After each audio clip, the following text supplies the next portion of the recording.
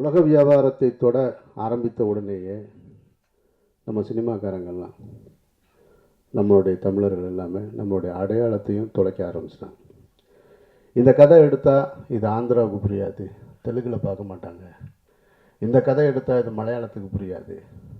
இந்த கதை எடுத்தால் ஹிந்திக்கு ரீமேக் ரைட்ஸ் வாங்க மாட்டாங்க, எஃப்எம்எஸில் பார்க்க மாட்டாங்க அப்படின்னு சொல்லி கலையை கொஞ்சம் கொஞ்சமாக நான் உட்பட இங்கே இருக்கக்கூடிய அனைவருமே வியாபார தளத்திற்கு கொண்டு சென்று விட்டோம்.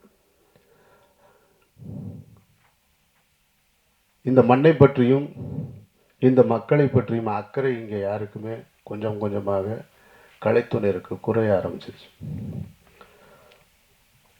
ஒரு 80களில் தமிழ் துறையில் பாரதி ராஜா அவர்களும் இளையராஜா அவர்களும் வைரமுத்து அவர்களும் தமிழகம்னா எப்படி இருக்கும், தமிழ் மண்ணுன்னா எப்படி இருக்கும்னு சொல்ல ஆரம்பித்தேன். அதனுடைய தாக்கம் அதற்கு முன்னால் ஸ்டுடியோக்களில் படம் எடுத்துக்கிட்டு இருந்தவங்கெல்லாம் மண்ணை நோக்கி கிராமம் நோக்கி ஓட ஆரம்பித்தாங்க. வெறுமனே மண்ணின் மக்களை பற்றிய படமாக மட்டும் இல்லாமல் ஒரு கட்டத்தில் அதையும் தாண்டி இவரை போல ஒரு இயக்குனராக வரணும், இவரை போல ஒரு பாடலாசிரியராக வரணும், இவரை போல ஒரு இசையமைப்பாளராக வரணும்னு சொல்லிட்டு தமிழகத்தில் இன்றைக்கி சந்து பொந்தெல்லாம் ஊரில் இருந்தெல்லாம் கிளம்பி வர ஆரம்பித்தான். அதற்கு பின்னால் இங்கே வந்ததுக்கு பின்னால் அப்படி வந்த கூட்டத்தில் நானும் ஒருத்தன் தான். ஆனால் வந்து என்ன பண்ணேன்னா, இந்த வியாபார சந்தையில் நானே தொலைஞ்சு போயிட்டேன், என்னைய நானே தொலைச்சிட்டேன். எனக்கான அடையாளம் என்பது நான் என்னுடைய கல்லூரி காலகட்டங்களில் நான் பார்த்து சந்தித்த மனிதர்களுடைய ஒரு காதல், அந்த காதலை பற்றி ஒரு படம் எடுத்த முதல் படம். ரெண்டாவதாக என்னுடைய தாய் மேலே நான் வச்சுருந்த அன்பில், அதீத அன்பில் ராம்ன்ற திரைப்படத்தை எடுத்து.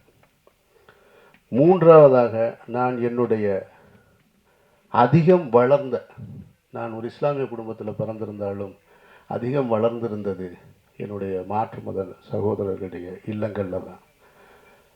கிராமங்கள் எனக்கு ரொம்ப பரிச்சயமானது. அந்த கிராமங்களுக்கு நான் பயணம் செய்யும் பொழுதெல்லாம் இப்படி ஒரு மனிதர்கள் உலகத்தின் எந்த மூலையிலையும் பார்க்க முடியாது என்பது அன்றைக்கே பதிவானது. ஒரு ராத்திரி 11 மணிக்கு மேலே ஒரு கிராமத்துக்குள்ளே நீங்கள் நுழையவே முடியாது யாருமே. நான் 11 மணின்னு சொல்கிறதே ரொம்ப அதிகபட்சம்னு நினைக்கிறேன்.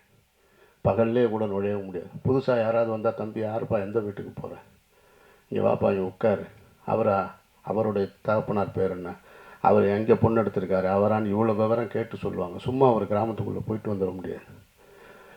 இது எப்படி சாத்தியமாக இருக்குன்னு, நான் நகரத்தில் வளர்ந்தவன், மதுரையே கிராமம் தான், இருந்தாலும் ஒரு நகரம். இது எப்படி சாத்தியமாக இருக்குன்ற அந்த ஒரு கேள்வி இருந்துக்கிட்டே இருக்கும் பொழுது தான் என்னை பருத்தி வீரன் எடுக்க வச்சது. இந்த பருத்தி வீரன் தான் என்னை சர்வதேச அளவில் கொண்டு போய் சேர்த்தது.